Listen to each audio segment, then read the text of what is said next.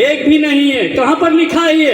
हर इंसान के माथे पर लिखा है, इंसान तू पापी है, तू पाप करता है, तू झूठ बोलता है, तेरे अंदर में छल है, कपट है, ईर्ष्या है, दाह है, घमंड है, अहंकार है, सब कुछ है। ये हर इंसान के अंदर में छुपा हुआ है ये।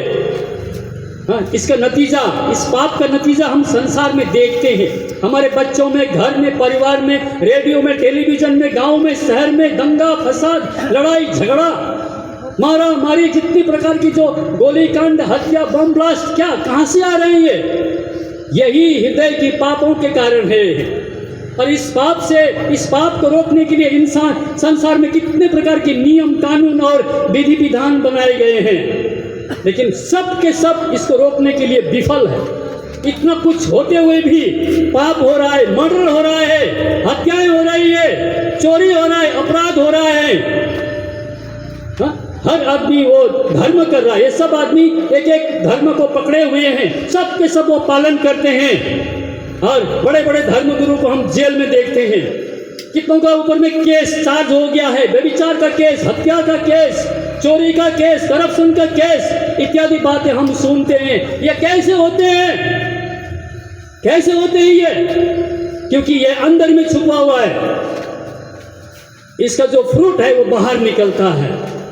इसलिए इसी कारण यह संसार बेचैन, अशांत और गड़बड़ी में है। इसलिए ईश्वर जिसने आपको और मुझको बनाया वो किसी धर्म के अंदर में नहीं रहता है। वो न तो हिंदू है, न मुसलमान है, न क्रिश्चियन है, बुद्धिस्ट है। वो परमेश्वर है, ब्रह्म है, शाश्वत है, अनंत है, अनादि है, उसका कोई नाम नहीं है। लेकिन यीशु नाम से हमारे पापों को मिटाने के लिए, हमारे पापों को हटाने के लिए इस दुनिया में आया। इसलिए वो यीशु कहता है, मैं तुम्हें शांति देता हूँ, मैं तुम्हें जीवन देता हूँ। प्रभु यीशु ने कहा, जो कोई मेरे पीछे आएगा वो कभी बेचैन नहीं रहेगा, अंधकार में नहीं चलेगा, वो जीवन का रोशनी पाएगा, जीवन का ज्योति पाएगा। ये संसार की ज्योति नहीं है। ज्योति संसार में आवश्यक है, अभी लाइट चली जाए हम अंधकार में हो जाएंगे, कुछ दिखाई नहीं देगा। उसी प्रकार से आज इस संसार में जो लोग हैं, यहाँ पर एक भयंकर अंधकार है। वो अंधकार क्या है? वो अंधकार मनुष्य के भीतर में है।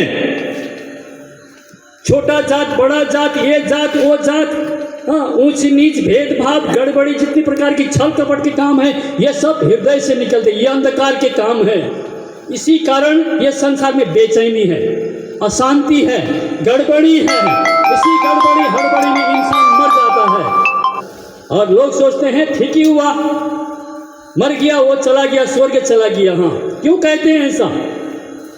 इंसान मरने के बाद में लोग, जितने भी संसार के जो लोग हैं, वो बोलते हैं कि अमुक आदमी का स्वर्गवास हो गया। अब स्वर्ग कहाँ है, कैसे उसकी बात हो गई? यह विचार कहाँ से आया, ये कंसेप्ट कहाँ से आया? क्योंकि इंसान स्वर्ग से आया, इंसान को ईश्वर ने स्वर्ग से सृष्टि किया।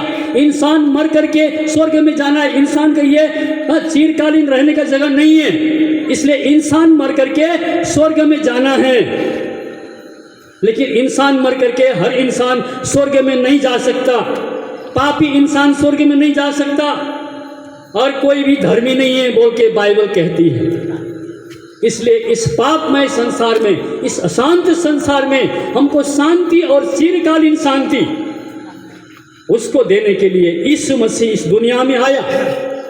बाइबल कहते कि हमें शांति पहुंचाने के लिए, हमें आनंद पहुंचाने के लिए, हमें और जिंदगी देने के लिए ईश्वर स्वयं, शाश्वत ईश्वर इंसान आप और मेरी तरह बन गया।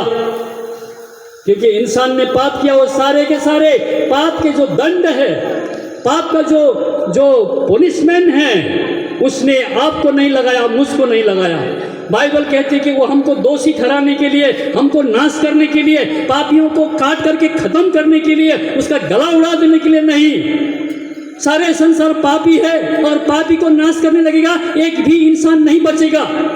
अब एक भी इंसान नहीं बच रहा है, एक भी इंसान मर करके स्वर्ग में नहीं जा पा रहा है, क्योंकि इंसान की आत्मा के अंदर में पाप है और परमेश्वर बहुत ही पवित्र है। इस प्रकार से अंधकार उजियाला एक साथ में नहीं रहता है, उसी प्रकार से पाप और धर्मी परमेश्वर एक साथ नहीं रह सकता। इसलिए हमारे और हम सब के पाप को उठाने के लिए, हमको हमारे पापों से छुटकारा देने